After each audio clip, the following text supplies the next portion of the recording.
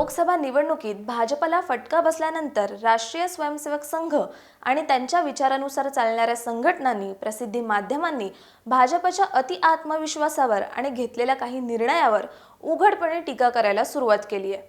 राष्ट्रीय स्वयंसेवक संघ ही भारतीय जनता पार्टीची मातृसंस्था मानली जाते। त्यामुळे लोकसभा निवडणुकीनंतर राष्ट्रीय स्वयंसेवक संघाचे सरसंघचालक मोहन भागवत यांनी केलेली भाजपची कानउघडणी गांभीर्याने घेतली गेली।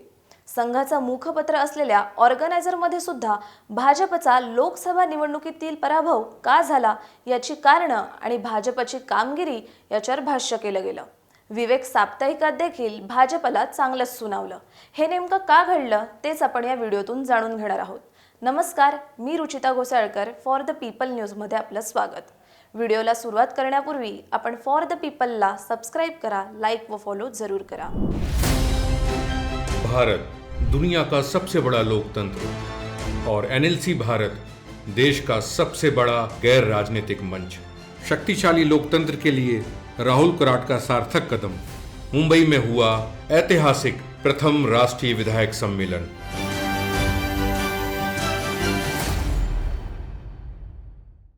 शिवसेनेत एकनाथ शिंदे यांनी बंड केल्यानंतर महाराष्ट्रात सत्ता बदल झाला। भाजपच्या पाठिंब्यानं एकनाथ शिंदे मुख्यमंत्री बनले आणि शिवसेना भाजपसोबत आल्याचं चित्र तयार करण्यात आलं। भाजपकडून असा प्रयत्न केला तरी उद्धव ठाकरे यांना सहानुभूती निर्माण झाल्याचं दिसलं। शिंदेंच्या शिवसेनेसोबत बहुमतात महाराष्ट्रात सरकार सुरू असताना भाजपाने राष्ट्रवादी काँग्रेसमध्ये अजित पवार यांच्या नेतृत्वाखाली बंड घडवून आणलं, म्हणजे तशीच चर्चा होत असते। आणि इथंच राष्ट्रीय स्वयंसेवक संघ आणि भाजपच्या मूळ लोकांना हा निर्णय आवडला नाही, परंतु लोकसभा निवडणुकीसाठी ही बेरीज केल्याचं सांगण्यात आलं। लोकसभा निवडणूक होईपर्यंत त्याविषयी संघ किंवा भाजपच्या मूळ विचारधारेच्या नेत्यांकडून काहीही टीका टिप्पणी करण्यात आली नाही, परंतु अजित पवारांच्या नेतृत्वाखालील राष्ट्रवादी काँग्रेसचा भाजपला लोकसभा निवडणुकीत काहीच फायदा न झाल्याचं निकालात स्पष्ट झालं आणि त्यानंतर संघाने व त्याच्या विचारधारेतील माध्यमांनी याविषयी स्पष्ट भूमिका घेण्यास सुरुवात केली। अजित पवारांना सोबत घेण्याच्या निर्णयावर तर थेट प्रहार करण्यात आला। महाराष्ट्रात एकूण 48 जागांसाठी झालेल्या निवडणुकीत शिंदे यांच्या शिवसेनेनं 15 जागा लढवल्या व 7 जागा जिंकल्या, तर अजित पवार यांच्या नेतृत्वाखालील राष्ट्रवादी काँग्रेसने 4 जागा लढवल्या आणि केवळ एका जागेवरच त्यांचा विजय झाला। शिवाय भाजपला अजित पवारांचा काहीच उपयोग झालेला दिसला नाही असं मत संघातील धुरीणांनी व्यक्त केलं। भाजपच्या कार्यकर्त्यांना राष्ट्रवादी काँग्रेससोबत केलेली युती पटलेली नाही। शिवसेना हा हिंदुत्ववादी पक्ष आहे आणि तो पूर्वी 30 वर्ष सोबत होता, त्यामुळे शिवसेनेला बरोबर घेतल्याचं स्वागत झालं। आज पक्षात जुन्या कार्यकर्त्यांचं स्थान काय आणि बाहेरून पक्षात आलेल्यांचं स्थान काय असा प्रश्न सध्या उपस्थित होतोय। विरोधी पक्षनेते भाजपावर पक्षफोडीचे आरोप करतात।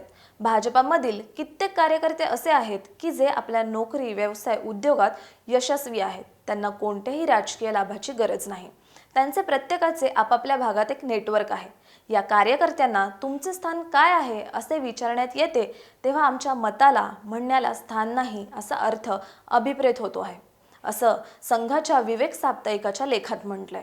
राष्ट्रीय स्वयंसेवक संघाचे सरसंघचालक मोहन भागवत यांनी भाजपासोबतच पंतप्रधान नरेंद्र मोदी यांच्यावर सुद्धा टीका केली आहे। लोकशाहीत निवडणूक ही अनिवार्य प्रक्रिया आहे। यात 2 पक्ष असल्याने स्पर्धा राहायला हवी, मात्र हे युद्ध नाही। प्रचारादरम्यान ज्या पद्धतीने टीका झाली त्यातून समाजात द्वेष निर्माण करण्याचा प्रयत्न झाला। आता निवडणुका आटोपल्या असून एनडीएचे सरकार स्थापन झाले आहे। निवडणूक प्रचारात जो अतिरेक झाला त्यापासून दूर होत समस्यांवर चर्चा व्हायला हवी। त्यासाठी सत्ताधारी आणि विरोधकांनी सहमतीच्या राजकारणावर लक्ष द्यायला हवं। यासोबतच मोहन भागवत यांनी मणिपूरवर देखील भाष्य केलंय। मागच्या वर्षभरापासून अधिक काळ मणिपूर जळतंय। मणिपूरचा विचार करून तेथे शांतता प्रस्थापित करणं आवश्यक आहे। हे कोणी घडवून आणलं आहे याकडे लक्ष दिलं पाहिजे। अजून बरीच कामं करायची आहेत। सगळी कामं सरकार करणार नाही। मणिपूर अनेक वर्ष शांत होतं, आता पुन्हा पेटलं आहे। जुने वाद बंद झाले पाहिजेत। द्वेषाचं वातावरण निर्माण झाल्याने मणिपूरमध्ये त्राहिमाम परिस्थिती आहे, त्यामुळे मणिपूर शांत करण्यासाठी प्राधान्य देणं आवश्यक आहे। मोहन भागवत यांच्याप्रमाणे संघाचे मुखपत्र असलेल्या ऑर्गनायझरमधून देखील भाजपवर टीका केली आहे। लोकसभा निवडणुकीसाठी भाजपाचे नेते आणि कार्यकर्ते संघाकडे मदत मागण्यासाठी आलेच नाहीत आणि त्याचाच परिणाम म्हणून पक्षाने इतकी खराब कामगिरी केली।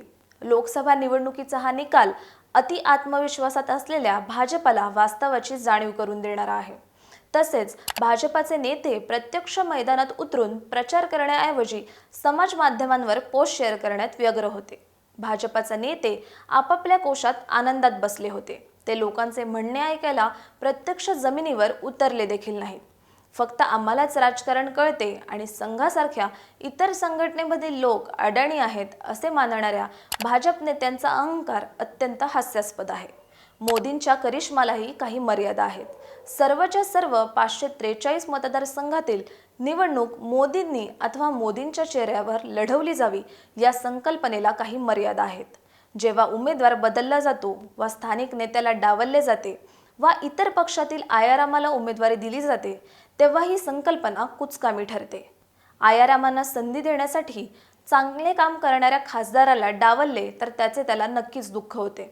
अशी टीका ऑर्गनायझरमध्ये राष्ट्रीय स्वयंसेवक संघाचे आजीव सभासद असलेल्या रतन शारदा यांनी लिहिलेल्या लेखात केली आहे। संघाकडून पहिल्यांदाच उघडपणे भाजपावर झालेल्या टीकेबद्दल तुमचं मत कमेंट करून सांगा। व्हिडिओ आवडल्यास लाईक करा आणि अशाच नवनवीन व्हिडिओसाठी फॉर द पीपल न्यूजला सबस्क्राईब करायला विसरू नका। धन्यवाद।